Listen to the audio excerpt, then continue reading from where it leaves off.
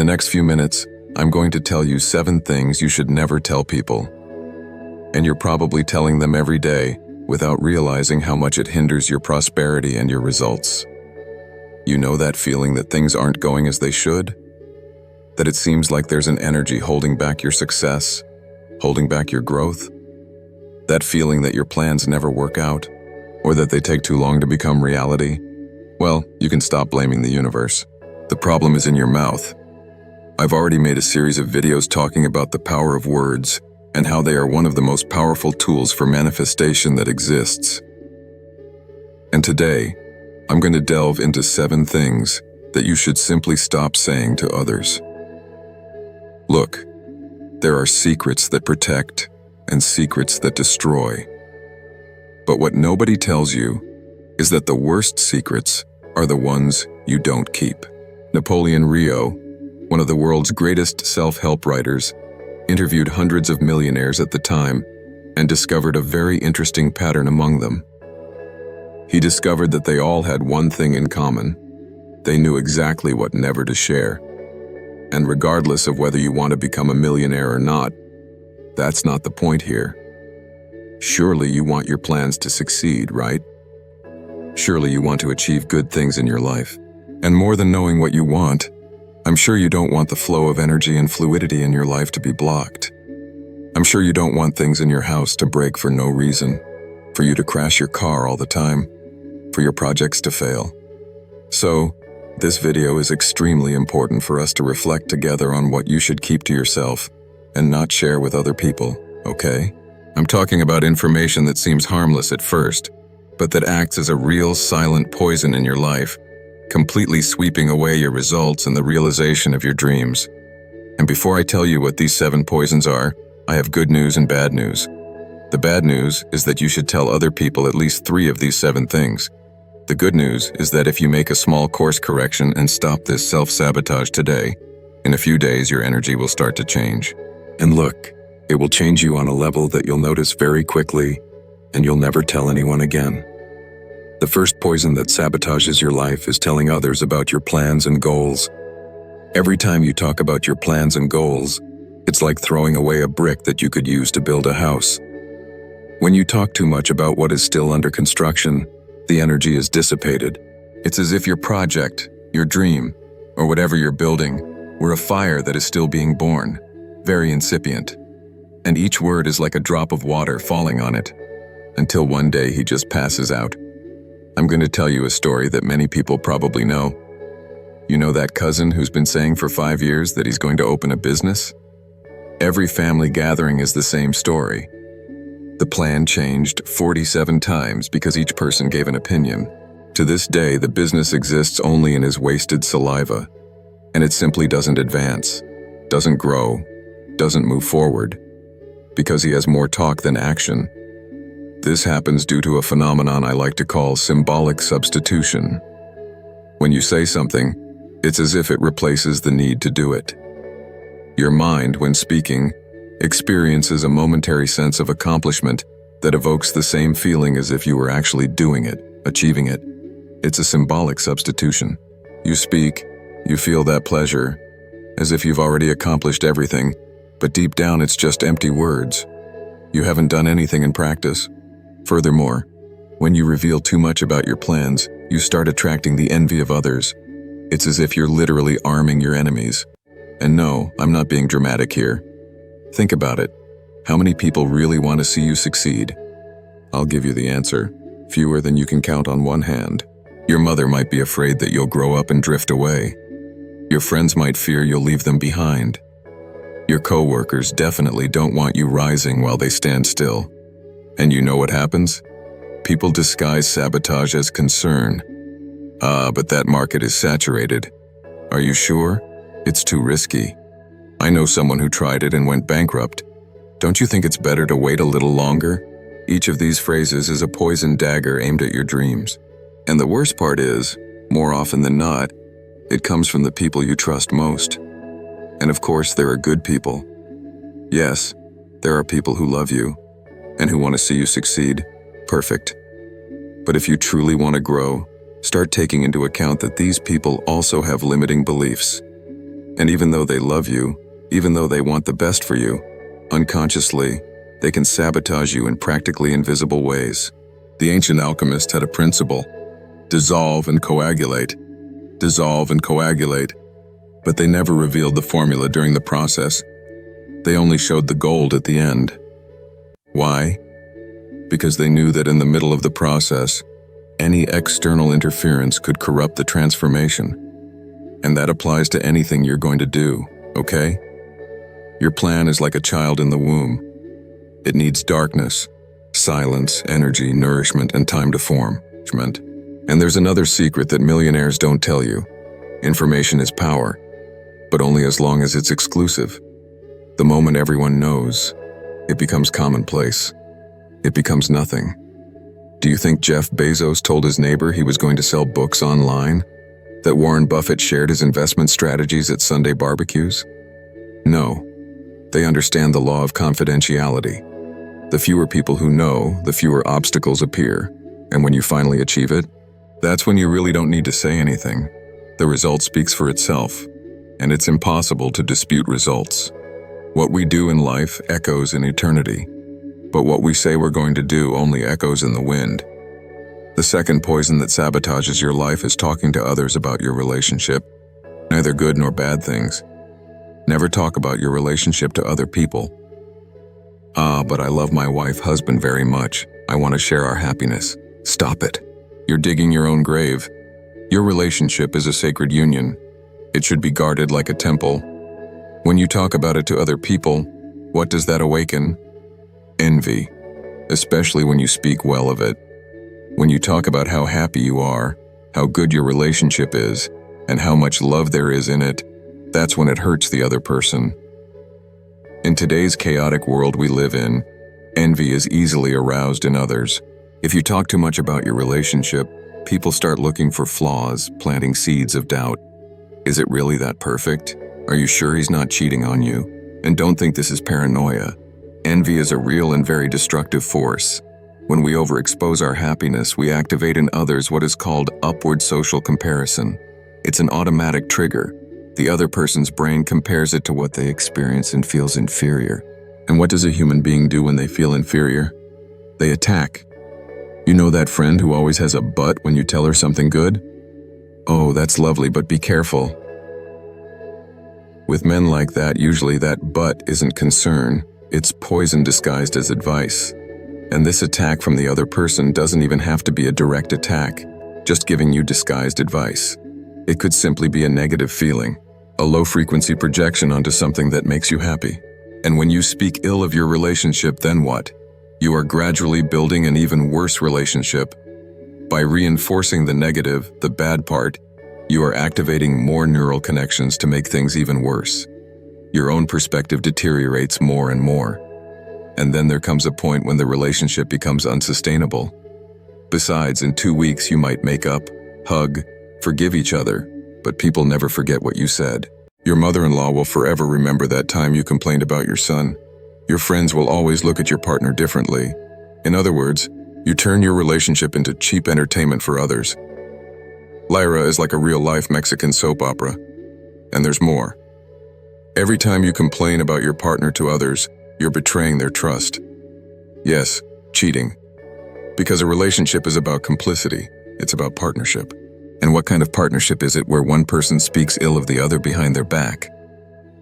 Look, there are people who deliberately sow discord. They see a happy couple and feel a morbid pleasure in destroying it. They ask tricky questions like, "Wow, he goes out with his friends a lot, doesn't he? She takes a long time to reply to your messages, doesn't she?" The intimacy of a couple is like a sacred fire. It should burn brightly, but indoors. Exposed to the winds of the world, it fades. So, a relationship is like a tree. The deepest and strongest roots are the ones no one sees. They are what support everything when the storm comes. But if you keep digging to show the roots to everyone, the tree dies. And then there's the final blow. When you expose your relationship too much, you create a prison for yourself and for the other person. Because now, you have to maintain this image that you've created. You have to continue being the perfect couple. You can't have a bad day. You can't be tired. You have to perform happiness all the time. And the same happens with the other polarity, with the other negative side. You'll avoid getting along with the person again because you've already convinced yourself that they're bad for you, and you've already created an image that you have to maintain for other people. Do you know what's worse than a bad relationship?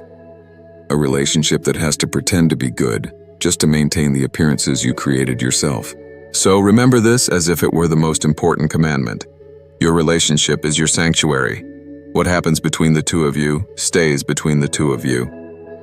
Let's move on to the third poison that sabotages your success. Telling others how much you earn. Think about it. If you tell others how much you earn, if you earn little, they'll look down on you. If you earn a lot, they'll be envious of you. There's no scenario where you benefit from telling others how much money you earn each month. That's information that's only relevant to you. If you say you're broke, opportunities will slip away. Successful people don't want to associate with those who fail. Is that cruel? Yes, but I need to be honest and truthful with you. Now, try telling others that you're earning well and see how many emergencies will arise. Everyone will have an emergency. A distant cousin might show up and prices will mysteriously rise when you appear. And what's worse, they'll start questioning how you got that money. Oh, he must be evading taxes. He can't be doing anything legal to earn that much money. Suddenly, you're no longer just a hardworking person. You become a character in stories that others invent to justify why you have it and they don't. They say, oh, they must have inherited it, they were lucky, they know the right people. They insinuate things in a tone that suggests favoritism or something worse. Every achievement of yours is minimized. That promotion you worked years to get, oh, but he already earns well anyway. He didn't need it. The new car you planned or saved up to buy, oh, it's showing off. The trip you allowed yourself after months of hard work, oh, while people are passing through this city. Look at them flaunting it. Do you realize how your life becomes a permanent courtroom where you're always the defendant? Where every financial choice you make has to pass through the sieve of people who don't pay your bills, don't know your struggles, don't carry the burdens you've carried. Your problems? Oh, but you have money, you can't complain. Your worries? Would I want to have your problems? Your humanity is reduced to a bank statement and suddenly you no longer have the right to have anything. When you tell others that you earn poorly, it's even worse because you're verbalizing scarcity. The moment you say, I'm broke, there's nothing left, the money's gone. You're not just reporting a situation, you're reporting it to society. You're telling the universe, and especially your own subconscious, that you are someone limited, needy, and scarce. And the subconscious, unable to distinguish between imagination and truth, simply obeys. Furthermore, when you talk about this to others, you create an image of yourself that reinforces this role. People start to see you in that image. You know that person whose family always has to lend them the car, pay the bill at the restaurant. You end up getting used to and comfortable with that reality. You end up absorbing that identity.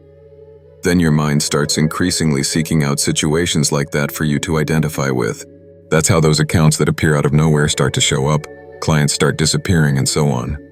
Every time you talk about what's missing, you vibrate in that lack. Every time you repeat how difficult it is, you convince your own energy that it really is difficult.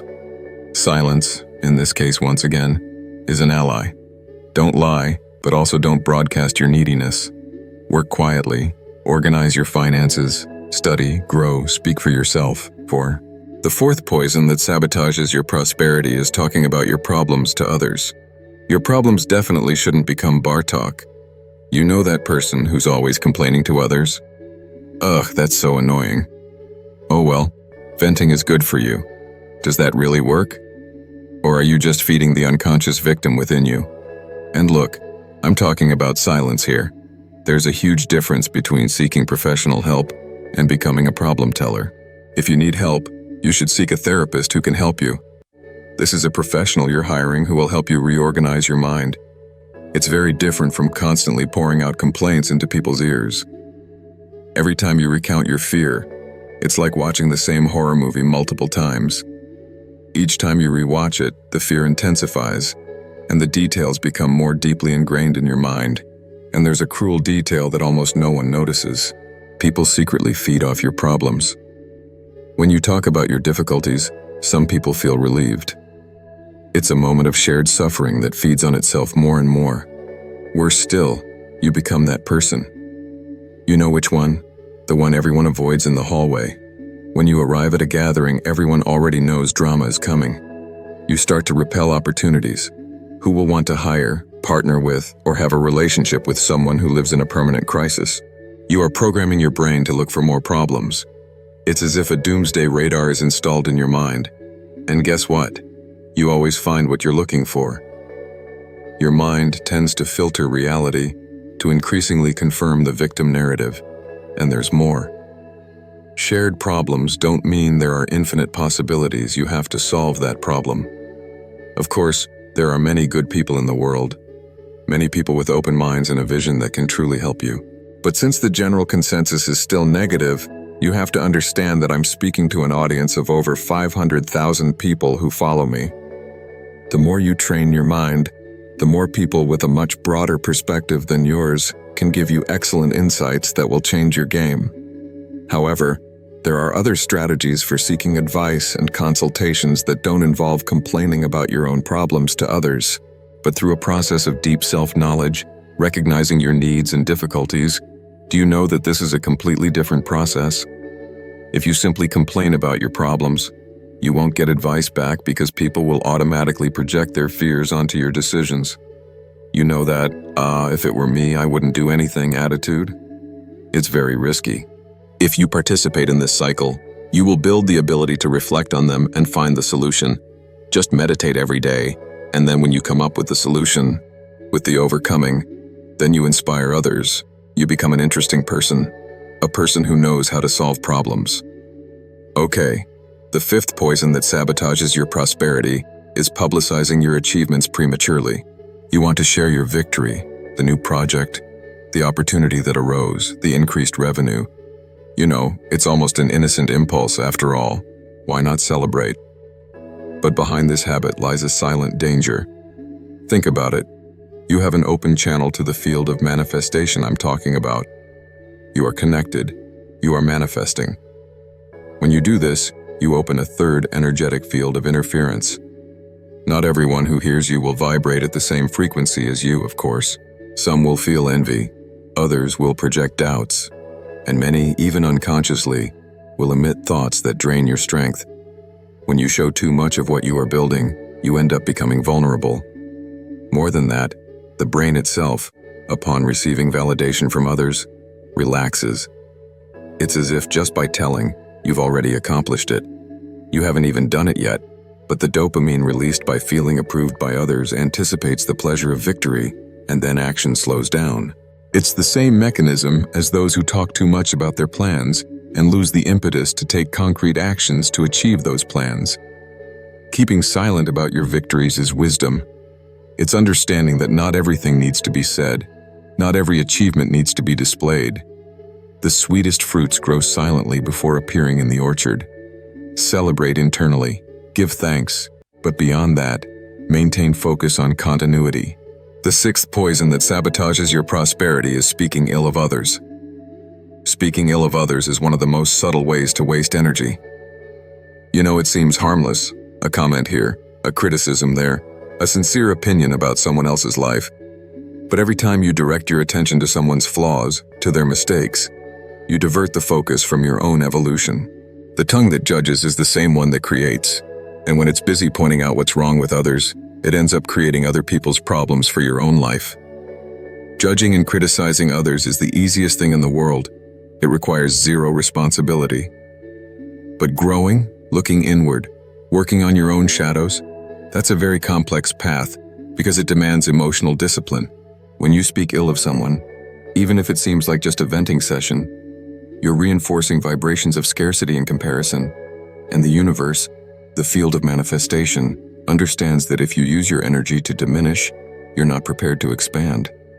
Do you see? There's a very strong aspect of attraction here as well.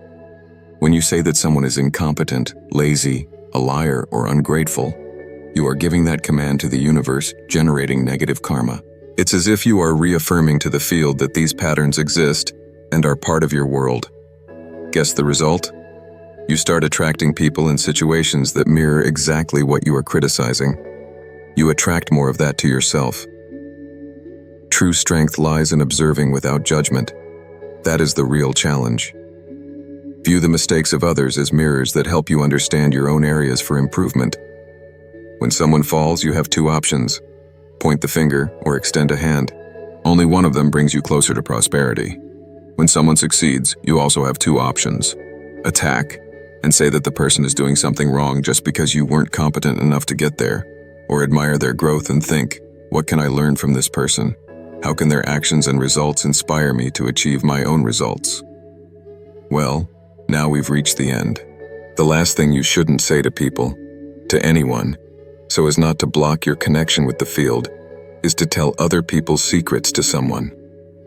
You know when someone tells you an intimate fact and asks you to keep it secret, but that little voice inside you can't hold back and tells everyone? That's it. Few things drain a person's energy more than betraying the trust someone has placed in them. When someone tells you something in secret, they are offering you something very precious, their own vulnerability. And all vulnerability is sacred. But many don't realize this and end up treating the confidence as a curiosity, a harmless piece of gossip, an interesting topic to discuss. And without realizing it, they violate the field of trust that exists between two people. Breaking a secret is programming reality as someone who doesn't deserve great responsibilities. Prosperity is also about trust. Spiritual trust, financial trust, trust in relationships, trust in one's own body. If you don't know how to keep what is small, how will you receive what is great? Therefore, the habit of spreading what was told to you in confidence is the opposite of integrity. And without integrity, there is nothing. Even if no one finds out what you said, your energy betrays you. Because those who speak what they shouldn't live in a state of vigilance and inner anxiety. Will they find out? This tension is poison for your overall energy. What is said in confidence should remain guarded in the light of discernment, and not be spread by the shadow of curiosity. Guard secrets like you guard jewels, with great respect. What I worked on with you here today is just a small portion of the elements that make up your personal vibration, which is your communication. This video was precisely about communication, and we need to expand our knowledge on this topic, because your words have a very powerful ability to create your reality and the results you achieve. I'm going to give a free online live lecture called The Spell of the Mouth: How Your Words Program Your Reality. I'll leave the link below the video, in the description, and also in the first comment, so you can register and participate. If the lecture date has already passed, you can still participate because it will be recorded at the same link. So just click sign up and participate. You'll understand in a practical way how the vibration of the word influences your results, your finances, your relationships, and even your health. Don't forget to share this video with 3 people you know need to hear this message. If you're not already subscribed to the channel, please subscribe, and I'll see you at the lecture. I'll be waiting for you. Warm regards.